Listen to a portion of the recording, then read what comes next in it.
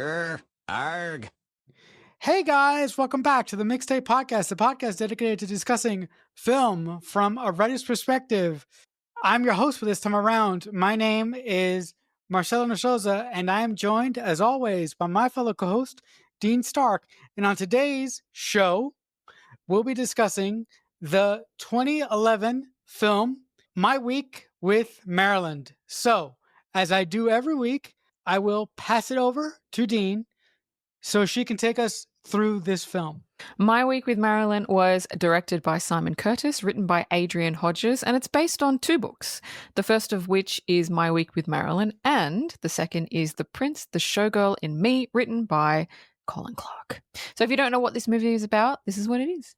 Colin Clark starts working as an assistant to Marilyn Monroe. Eventually, he comes to know the reality of her world. So the opening scene, we have words on a screen. In 1956, at the height of her career, Marilyn Monroe went to England to make a film with Sir Laurence Olivier. While there, she met a young man named Colin Clark, who wrote a diary about the making of the film. This is their true story. So we meet Colin, and he's sitting in a cinema. He's 23 years old, and he's watching a Marilyn Monroe movie, absolutely enamored by her, which kind of everyone was back then. He explains, because there's a little bit of voiceover, he explains he loves the world of movies and wanted to be a part of it in any capacity that he could. So he goes to a production company asking for a job, and he's told there's no jobs, go away. And he says, okay, I'll wait for a job to open up. And he goes every single day, and he sits in the waiting room waiting for this producer guy to give him a job every single day. We don't know how long he does this, but it seems like it's for like a long time. One day, Sir Laurence Olivier comes into the office and Colin asks him straight up for a job. Now, his wife convinces Laurence to give Colin a shot.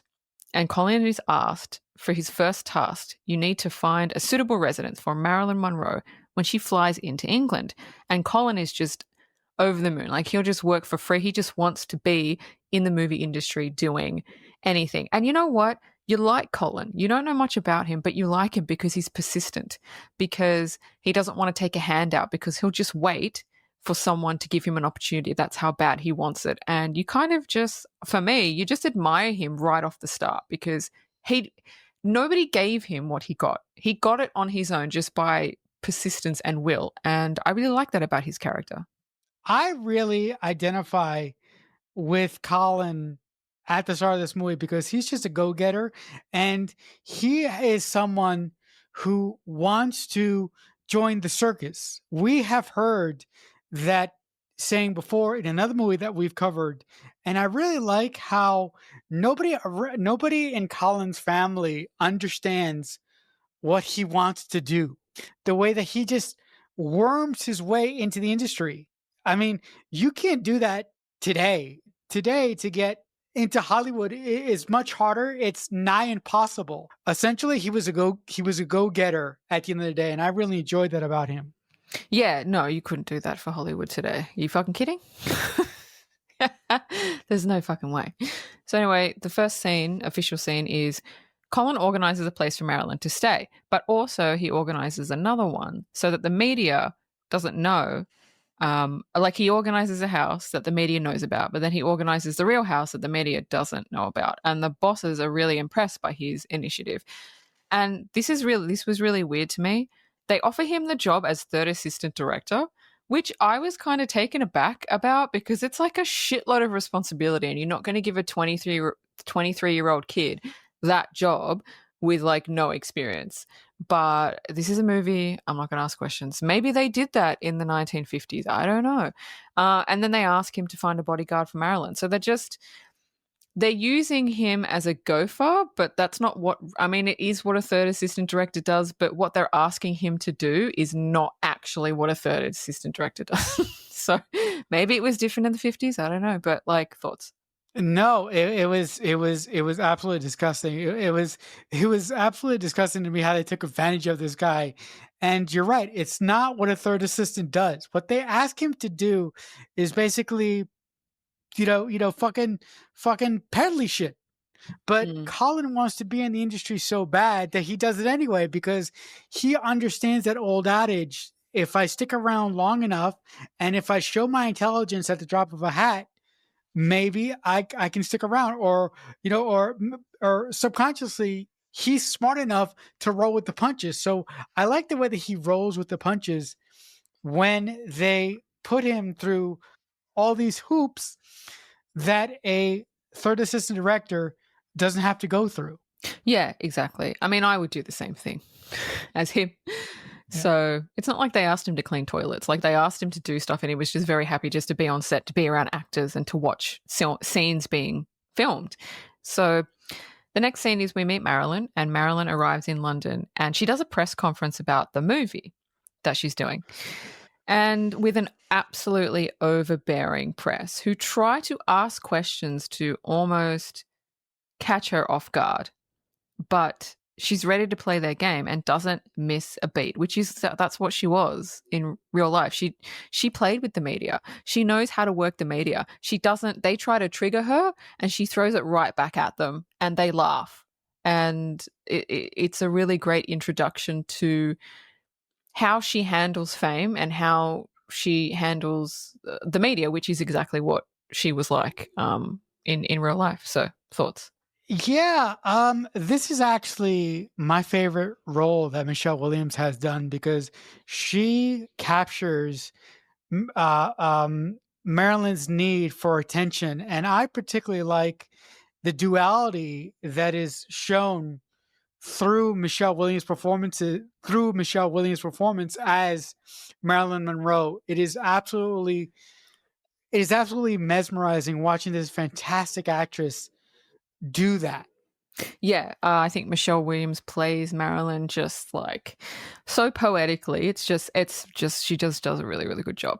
So it's the first read through of the film, and Marilyn has brought her acting coach with her, and everyone kind of thinks it's strange because it's just a read through. It's not. It's nothing.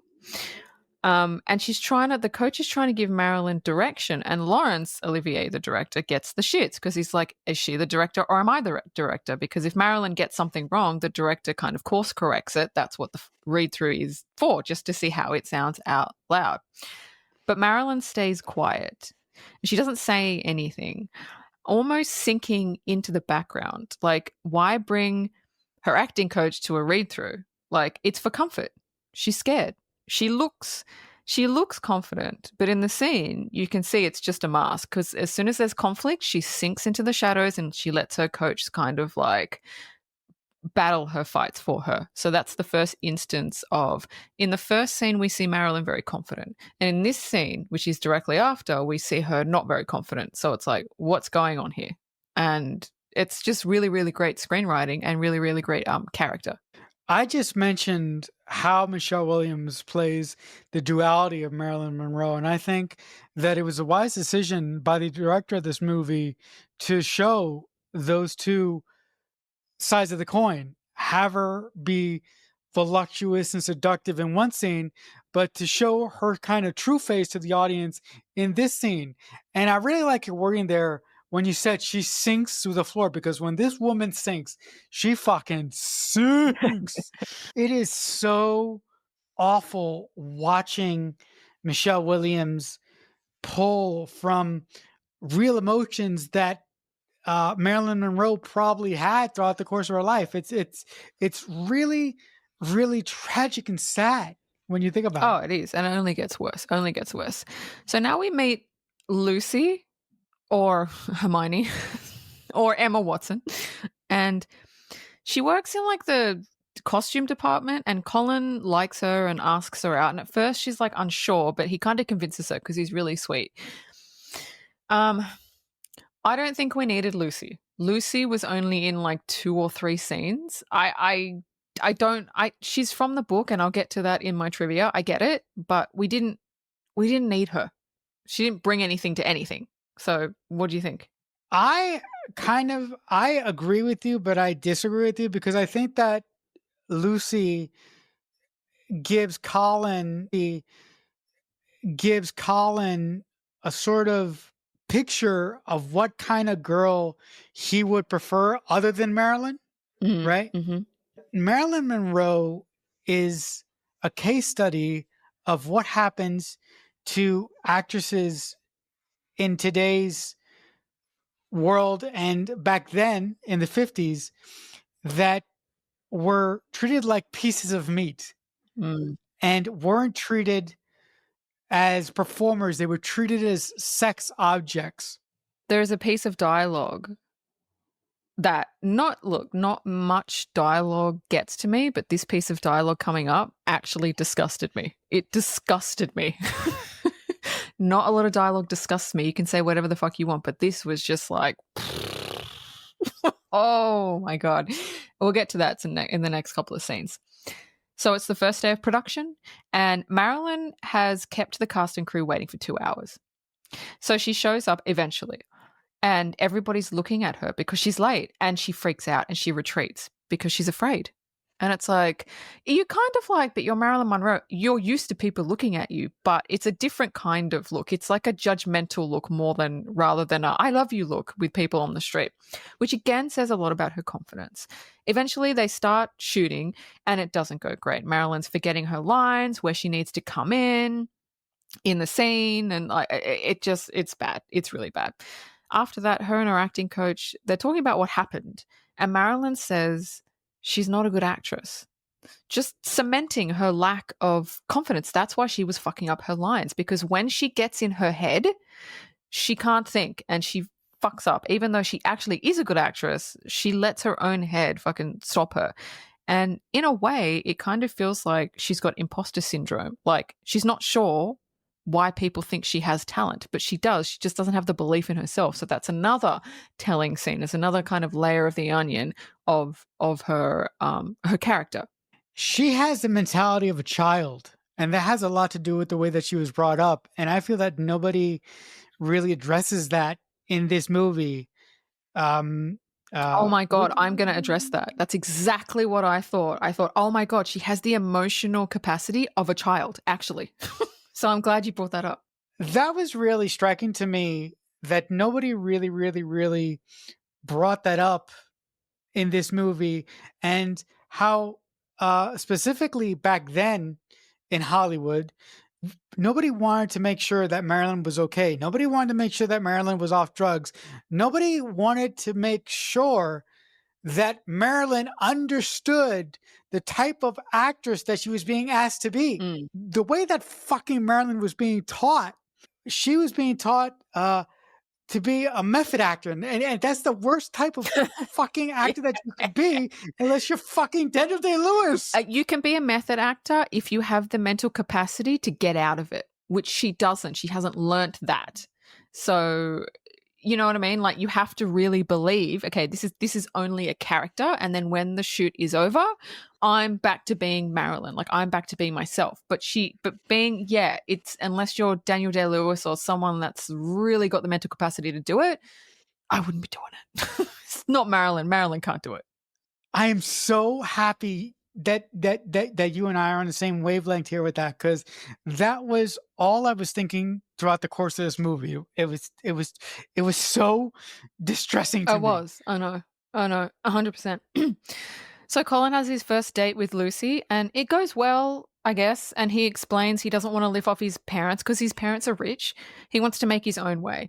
Like, he's sweet, but again, I don't get the Lucy character. Like, we don't need that. We get he's nice. We get he's sweet. We get it. Like, I don't know what that brings to his character other than telling us he doesn't want to live off his dad. He wants to make his own way. Tell me. Lucy is a complication. Lucy is a wrinkle. Lucy is another cog in the wheel of this movie to show the audience how women felt about Marilyn. But that's not necessary, because you have the producer's wife doing that. Yeah. Or no, or you have the director's wife doing that. Excuse me. Yeah. Laurence Olivier's wife. Yeah. So this is the scene where it had the piece of disgusting dialogue. The reason I find it disgusting is because it's not just this. It happens like a lot in Hollywood. Like, this is how men talk. It's fucked. So anyway, we're back on set. And we're waiting. So they're waiting for Marilyn to show up, and Laurence Olivier is getting the shits. She's always late. She forgets her lines, like, And one of the producers has a chat with him. This is what he says. She's the greatest piece of ass on earth. With tits like that, you make allowances. And I just went, fuck. I mean, it's disgusting. It's actually, but it's exactly what Marcella was saying before. Nobody gives a fuck. Like, that's what they thought of her. And it's like, no wonder she had low self confidence and low self esteem. That's all men thought of her, like as a sex symbol and nothing more. They thought she was stupid. They thought she was dumb. They thought she didn't like, yeah, it was just disgusting. But that happens. It happens even now in Hollywood behind closed doors. Like, that's unfortunately how producers would speak about, pretty women. And it's horrible. Marilyn arrives eventually, and Laurence is pissed. And he says, you need to apologize to Dame Sybil. Now, Dame Sybil is an older actress that's in the movie. She's actually a really cool character. She's only in a few scenes. Doesn't really bring much to the story, but I can't remember what the fuck is the actress's name? Judi Dench. Dame Sybil, she basically turns around and throws it back at Laurence and puts him in his place, telling him to stop bullying Marilyn, and tells Marilyn she has a gift. She knows how to work a camera, and that is rare.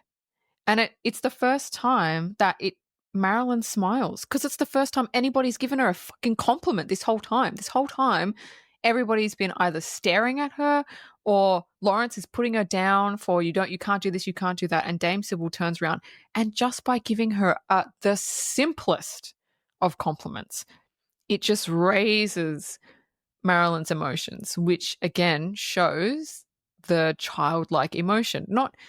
It's okay to feel good about getting it, but the fact is it completely shifts her energy like a child. Like, if a child does something bad, you're like, oh no, it's okay. It's like, really? Like, that's how Michelle Williams kind of brought it across. And it's another layer to her character. Yeah, just giving somebody a compliment on set and understanding where they're coming from as an individual can help you as a director access the character that you want them to play. But unfortunately, I think Marilyn was born in the wrong time. If Marilyn was born in the 70s or the 80s, she would have done great. Yeah. Marilyn was born in the worst possible time in Hollywood history. Nobody had ever seen anyone like Marilyn Monroe. Nobody. It's not like now where every second actress is like a bombshell. Nobody had ever seen that. Yeah.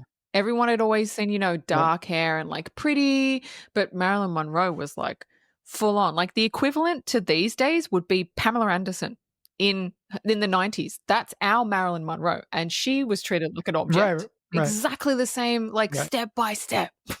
Exactly the same. Mm-hmm. So it doesn't matter what era she was in. She was always going to be treated like that. So Colin goes to Marilyn's dressing room and she comes out of the shower completely naked. And Colin is gobsmacked. He's like, but Marilyn isn't phased being naked in front of people because she has confidence in that she has confidence in. She knows she's got a good body. She knows, like, she's always been complimented on the way that she looks. So she doesn't care. And then we switch to Colin goes and tells Lucy he has to cancel their date because Marilyn wants to go shopping. And then Marilyn, Colin, and a few others walk the streets of London when Marilyn gets recognized. And this is just, fucked. This is just fucked. It's pandemonium. Oh, Marilyn, Marilyn, Marilyn. And like, people they're lunging at her. They're trying to grab her. I mean, it's crazy. And then they get in the car. The car comes around and they hop in, and you can tell it's like overwhelming for Marilyn as it would be for fucking anybody. And you know what? I just want to say, people are fucked. Why can't people be like, oh, look, it's whoever, that's cool, and then keep walking? Why do you have to like lunge at someone? Like, every single time I've seen a celebrity, I literally look, I'm like, oh my God, it's that person. That's so cool. And I keep fucking walking. I don't run up to them and fucking, maybe it's my age. Maybe if I was 16, it would be different. I don't know. But the way that people treat celebrities is just like, are you fucking kidding me? Like, yeah, it's fucked. People are fucked. Sorry. The reason why some yuppie does that when they see Brad Pitt on the street and you don't is because you and I treat these actors like people and not objects, Yeah. That's right. We right? recognize they're just fucking But people. They just have a yeah, job. So we're back on set with Marilyn, and she keeps messing up her lines again, and Lawrence keeps correcting her. And we see that any feedback that is not positive, even if it's just a correction by the director and that's his job, she can't handle it. She perceives it as she's not good enough. She can't do anything right. She hasn't learned to take on board constructive criticism and not learned to emotionally regulate and learn from it. And her acting coach doesn't help. Her acting coach comes in and almost babies her. Think of something positive, go to a good place. And it's like, that's not helping her at all. And Marilyn feels so unworthy that one simple comment, like a correction of a line of dialogue, in her mind reinforces her low self esteem. Marilyn, like you said before, is emotionally a child. Now, Lawrence gets the shits and tells her, act sexy, isn't that what you do? Which is another line of dialogue that's fucking disgusting. And Marilyn storms off the set because no wonder she has so low self worth. That's all people think of her. They don't think of her as a great actress. They just think they're just preoccupied by her looks. That's it. It's a fucking sad story. I don't know why there are some people in the world that are obsessed with Marilyn Monroe, and it's like, what are you obsessed with? I would like to know. Is it just the physicality? Is that what you're obsessed with? Because I don't know what else you would be obsessed with. they're obsessed with the idea of Marilyn Monroe and how she makes them feel. Good one. That's right. That's fucking spot on, Marcelo. Spot on. You're right. When somebody is exhibiting that type of behavior, or when an actress understands the material to a certain level, a good director would come down to where your actor would come down to your actor's level and work from there, work from the ground up. Having a fucking hissy fit and yelling at your fucking actress. Are you dying? What is going on? Did your heart stop? I'm like, fuck, he's dead. I fucking killed him. Why did you stop talking? You were right in what you were saying. And that goes across the board for all directors. Even now, there are directors that yell at their actors. There are fuckwits, and they shouldn't do that. If you are a director worth your salt, it is your job to come down to your actor's level. It is your job to make the material understandable to them. The last fucking thing that you should do is fucking yell at them and tell them to fucking act sexy. What the fuck is wrong with you? Right? If Marilyn Monroe was not even in this fucking movie, you fucking Laurence Olivier would not have a fucking job. Furthermore, that racist fucking gas bag expected Marilyn Monroe to make him feel alive again. What is he, a fucking child? Yeah, that was fucked. That was fucked. So Colin goes to check on Marilyn, and he's told she was given some pills and she's gone to bed. They like to keep her doped up. It makes her easier to control. Fucking hell. Fuck me. Oh, well. Anyway, so later on, Colin hears Marilyn crying and he sees her clutching a notebook in the stairwell. And Marilyn's husband comes out and says, don't be upset by it. It's only some ideas. And Marilyn is clearly upset by what she's read. But at this point, we kind of don't know what it is or what he's written. So, I mean, that's just a little bit. What did you think?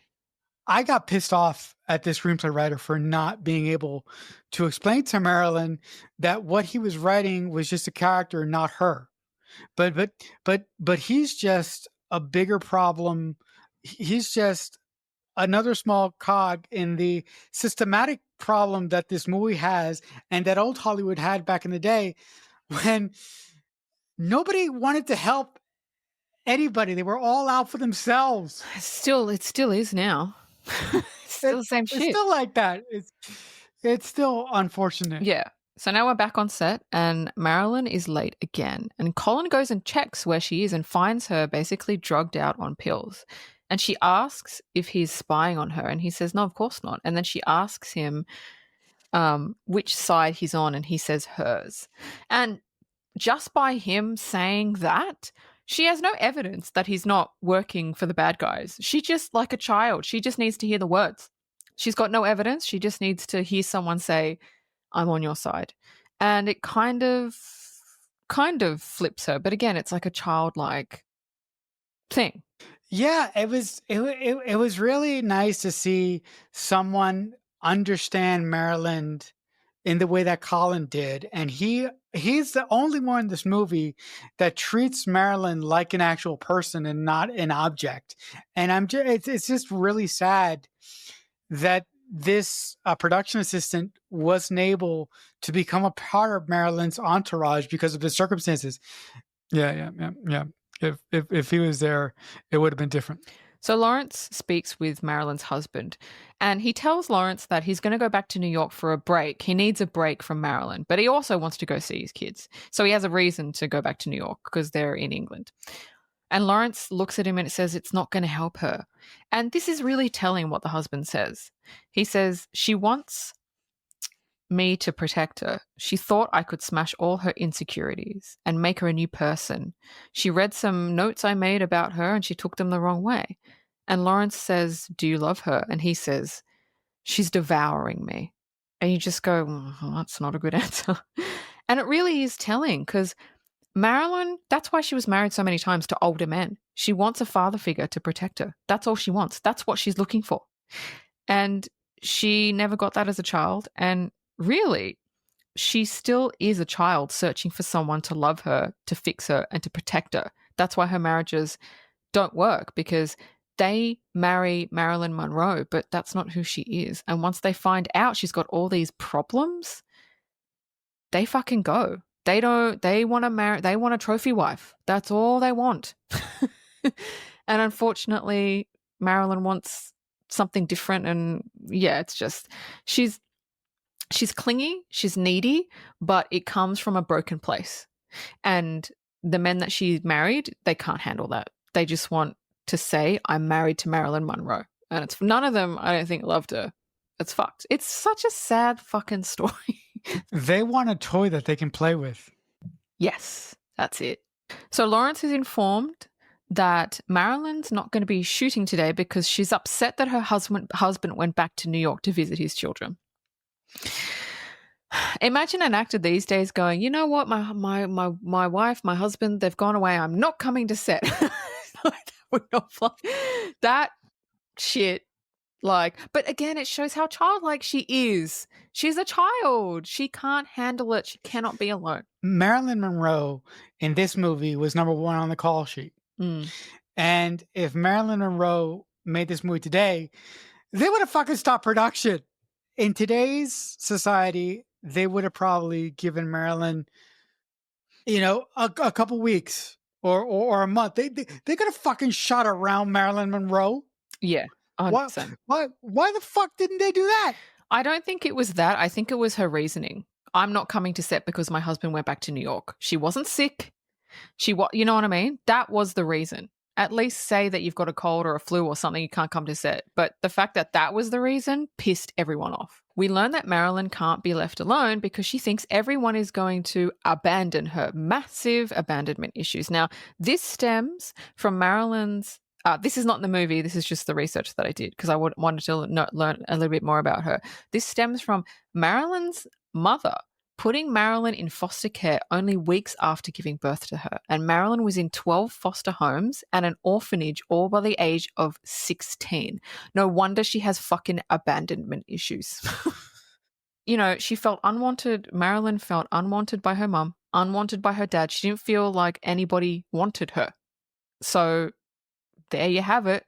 There's the issues, and nobody's helped her emotionally regulate. So I knew very, very little about Marilyn Monroe's backstory until I saw another movie. So Colin goes to Marilyn's house and she asks him to tell her what's really going on and why Laurence hates her so much. And Colin explains he doesn't hate her. Nobody hates her. They love her, but they just get frustrated at times. And Marilyn appreciates him and says that she can trust him because that is really the truth. They don't hate her. They're frustrated with not being on time and stuff like that. So her bodyguard, they're having a nice chat, and her bodyguard comes up to her and says her husband is on the phone. And she goes running, and that really says a lot. That really says a lot. She drops everything and goes, my husband's on the phone. I have to talk to him. And it may seem like a nothing burger, but because of who we know Marilyn to be, we know that she'll just drop everything because she's going to hold on to him for fucking dear life because she doesn't want to be abandoned again. It's really distressing to see Marilyn get an ounce of daylight through Colin and finally be able to get a good time and finally be able to be with someone who treats her like an actual person. But because Marilyn deals with the abandonment issues, she just runs off like a good dog when her husband calls her back, right? Because she is so afraid of being abandoned, like Dean said. Yeah. So Colin speaks to Laurence, and this is the first time we get an insight into how Laurence actually feels about Marilyn, because at the moment it's like, she's pretty, I need her in my movie because it's going to do well, I don't give a fuck. But the conversation they have, Laurence actually says, I admire Marilyn for all she's achieved in her short time. Hollywood has thrown everything at her and she has triumphed. Now, beautiful dialogue, because it means that he's a little bit jealous of her, which is why his behavior towards her is so fucked, because he spent an entire lifetime getting to the I'm Laurence Olivier, and she's just triumphed in such a short amount of time. To me, it sounded like a little bit of jealousy.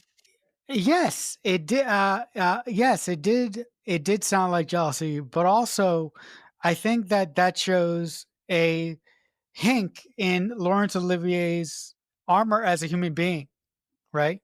Because he spent half his life trying to become this big shot director like Laurence Olivier. But when you strip that away, who is Laurence Olivier? To do this job that Dean and I want to do at some point in our lives before we die, you have to have two faces. You have to have the creative face, but you also have to have the human face. And Laurence Olivier and a lot of actors and directors at the time and writers didn't have that. So it was just so heartbreaking seeing that come out of this man. Colin gets pulled aside by a producer saying, Marilyn mentioned you to her husband and he's not happy, so stay away from her from now on. Since when does the husband of a star dictate what anybody does on set? I mean, it's just, I don't know. If that's how it worked in the 50s, I have no idea. I have no idea either. If that's how it worked in the 50s, well, fuck that. But that doesn't happen now. Like, why would her husband have any say over anything? He's not part of the production. He's not part of anything. Right. No, because I think that goes to some of the social norms of the time. So Colin then bumps into Lucy, who says she waited for him for their date because he organized a date, and he says, oh no, I forgot. But Lucy knows he was distracted by Marilyn, and it looks like, he's fallen for her. He even says to Lucy, I like you and we have fun, and she just storms off, right? Lucy is good for him. Lucy is pretty. Lucy is normal. But he's so enamored by Marilyn that he's just let something really good get away because he thinks he's got a chance with Marilyn, which Marilyn kind of puts that spell on men where they think they have a chance with her but really they don't. But again, the Lucy character is a bit like, meh. I could have taken or left the Lucy character. I feel that the director and writer were trying to double down on the concept of how women viewed Marilyn Monroe. And I feel that the writer and the director of the film accomplished that with Laurence Olivier's wife. Yeah, no, that's true. She was a good character, but she wasn't in it. Yeah, a lot. She was she wasn't her character was very thin for sure. Yeah, yeah. But the scenes she was in were great because she was just very. She was a good character. I wanted to see more of her, but anyway, that's not what we got. So Marilyn's bodyguard shows up on set in a car and pulls up beside Colin and tells him to get in. Now the producer that told Colin to stay away from Marilyn, he sees this and he says to the bodyguard, "You better not be taking him to Marilyn." He goes, "No, no, we're going out for lunch. We're friends. We're mates."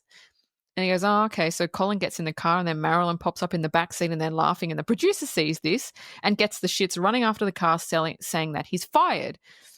Again, it doesn't make sense. Don't they want their stars to be happy? What's the go? I don't know. I was like, really? You're gonna you wouldn't be able to fire someone off a set for that now. Maybe before. No, Was there a no, union then? I don't know. no, no, no, no, no. And the problem back then is that actors were tied to studios. They they didn't have autonomy. Right. That's right. That is true. That's true. So Colin and Marilyn, after the bodyguard picks him up, they decide to go. She's like, "Where should we go?" And he says, "Let's go to Windsor Castle." So she goes to Windsor Castle and they have a really, really good time. I think Marilyn likes to be with Colin because he's safe. He's not all over her. He's gentle. He tells her the truth. He's a good kind of male friend. And Colin is just enamored by Marilyn, but he doesn't know the real broken Marilyn, which no one ever does until they really get to know her because she hides it. That's why her marriages fail. The men think, great, I've married Marilyn, but once they go deep with her, it's like completely different. They don't want to go deep. They just want surface level, and that's not what she wants. And she's kind of trying to, why don't people want to get to know me? Like, why don't they want to, it's full on. Anyway, all the staff of the castle come to greet her, and she smiles and she whispers to Colin, "Should I be her?" Which is so fucking telling just in that line of dialogue. And then she turns up the volume on Marilyn as if she's a character that she plays, which she is. Marilyn Monroe is a character, and people want her to be Marilyn Monroe, but she's Norma Jean. She's not Marilyn. She's a character that unfortunately is not a movie character. That's who she is in life. That's who she portrays to be, but behind closed doors, she's just Norma Jean. But people don't want Norma Jean. They want fucking Marilyn Monroe. And just for those people, Norma Jean is her name. Just for people go, who's Norma Jean? That's Marilyn Monroe's name. I love that. You got there a half a second before I did. Marilyn Monroe is a trauma response. Ooh, that's spot on. It's a trauma response. It's a mask. That's it. That's it. And it's so sad that Norma Jean didn't have the mental fortitude to save herself, that she felt that she had to be something in this world that she didn't have to be. She thought that no one would like her as she is, so she portrayed someone else. But it's really difficult to pretend to be someone else all the time. It would be exhausting.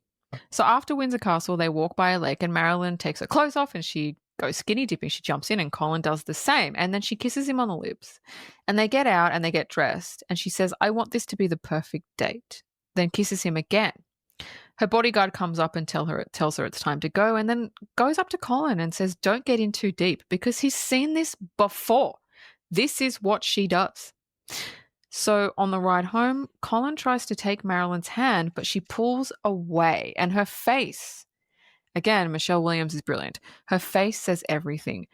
It's like, to me, it was like she knows what she's doing and she knows he's falling for her, but she likes the attention too much. She doesn't want to hurt people, but she likes the attention and she likes that someone wants to be around her.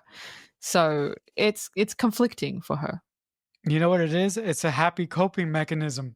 Yeah, that's it. That's it. Unfortunately, you fuck people over, but that's it. Funnily enough, this movie allowed me to get into the mind of Marilyn Monroe without me knowing that much about Marilyn Monroe. So it was quite a trip. Yeah. So the next night, Marilyn's bodyguard goes to Colin's hotel, waking him up, and tells him that Marilyn is asking for him. Colin gets to Marilyn's place, and again, she's spaced out on pills. And she mentions that her mum was in an asylum, which is true. Her mum was in an asylum. And she never knew who her dad was, which is also true.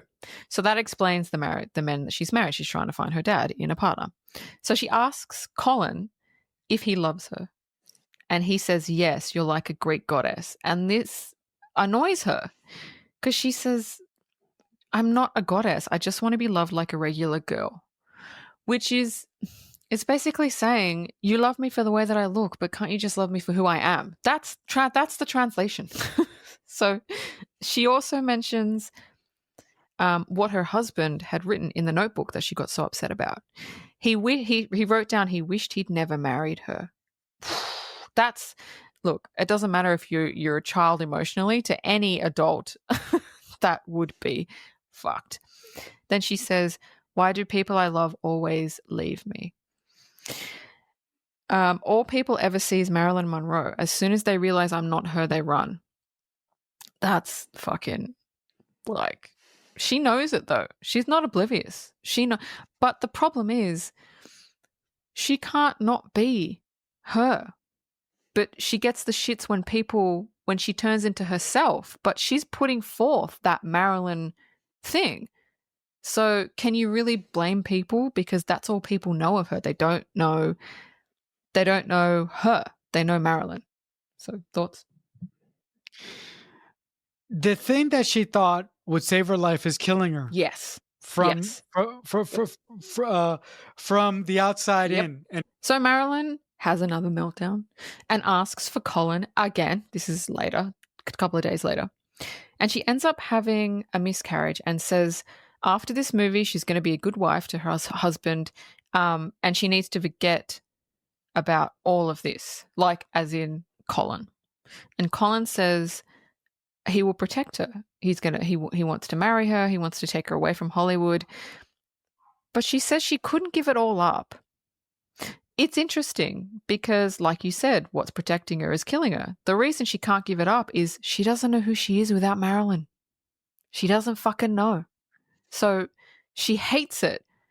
But what's the alternative? Who the fuck is she? All she's ever known is Marilyn. And that's heartbreaking. Marilyn Monroe needed to take a really good psychological look inside of herself and find out who she really was. Yeah. And if she would have been brave enough to do that, maybe she would have been on this earth a little bit longer than she was. Yeah. Yeah.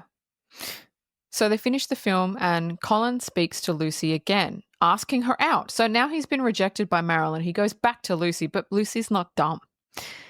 She looks at him and she kind of does a fucking eye roll because she knows exactly what's happened. And she says, did she break your heart? And he says, a little, yes. And then she says, good, it needed breaking. And I love that line of dialogue because she's not saying it in a way of malice. She's saying it from he needed to experience heartbreak and to understand what he did to her. And I love it. I thought it was great.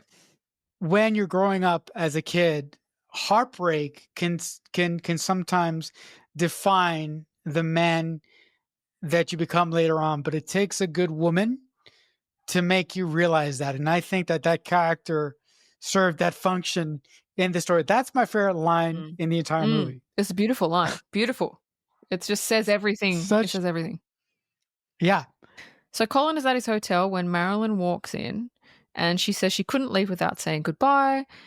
And she kisses him and thanks him for being on her side. And that's pretty much the end. And then there's writing that comes up saying after The Prince and the Showgirl, Marilyn's next film, Some Like It Hot, became one of the most popular comedies of all time. And Colin Clark became a successful documentary filmmaker and writer. And that's it. That's the end. Oh, wow.